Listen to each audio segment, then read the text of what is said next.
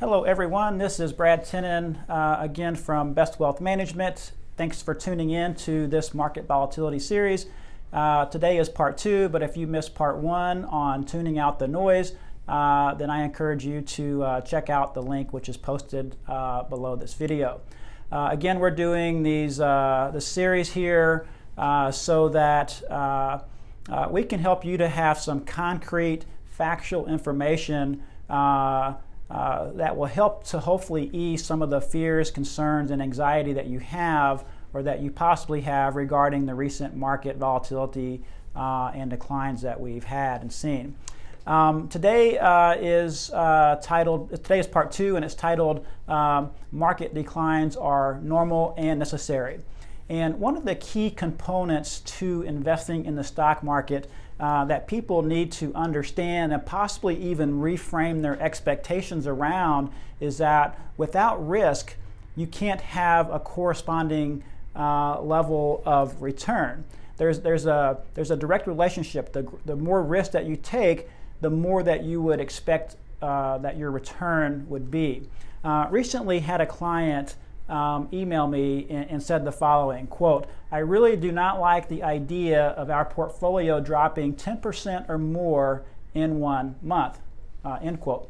And that is a significant statement, and it's one that it's difficult to ascertain whether or not that is a legitimate point or not.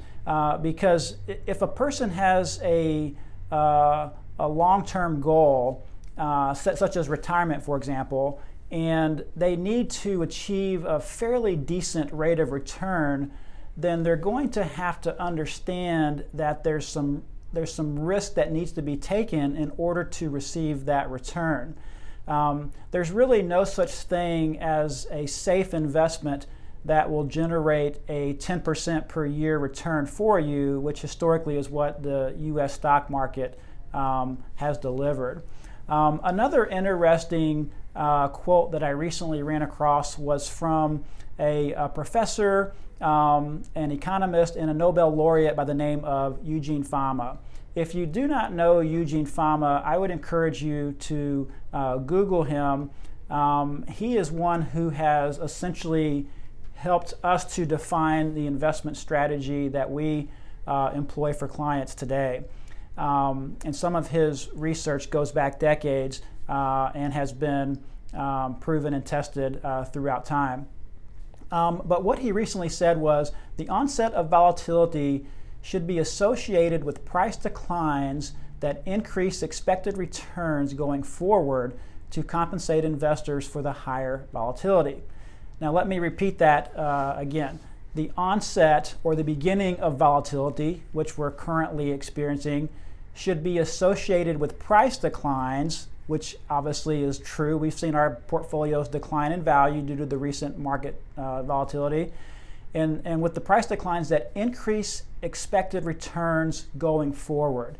So in other words, if you're in a period of extreme volatility and you have your money invested, then during those periods of extreme volatility, you would anticipate and even expect and demand that you achieve a higher return going forward.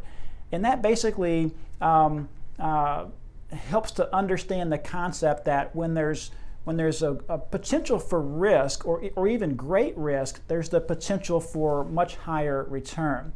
Now, it's been no surprise lately. I talked in the last video, and you've likely seen it in your 401k balances and your investment portfolio. The markets are extremely volatile, but what generally happens after periods of significant volatility like we've experienced, the returns are generally very positive. And I want to focus your attention to the chart on the screen. The chart's called the Market's Response to Crisis. And you see about 7 different crises that our economy has gone through, going back to the crash of 1987. And under all the different crises that you see there, the market has always recovered very robustly. Another chart that I want to show you is one that's titled A History of Market Ups and Downs.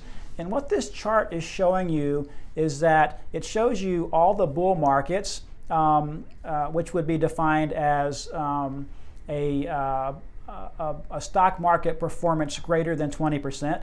And it also shows you all of the bear markets, which is defined as the market when it declines 20% or more, which is essentially what we've experienced from the September highs. The market has since recovered and improved slightly, so it's not down 20%, but there was a period from September 21st to, I don't remember the exact date in December, where the market did decline 20% at that point in time. But what this particular chart shows you is that there's been significantly more bull markets than there have been bear markets. There's been significantly more up markets than there's been down markets. There's been significantly more time where you've made money than when you've lost money. And not only have there been more frequency of occurrences of bull markets over bear markets, they've also lasted longer and returned more than the bear markets lost. So that's a very important concept to take into consideration when you boil it all the way down. The last slide that I want to show you is titled Average Annualized Returns After Market Declines of More Than 10%.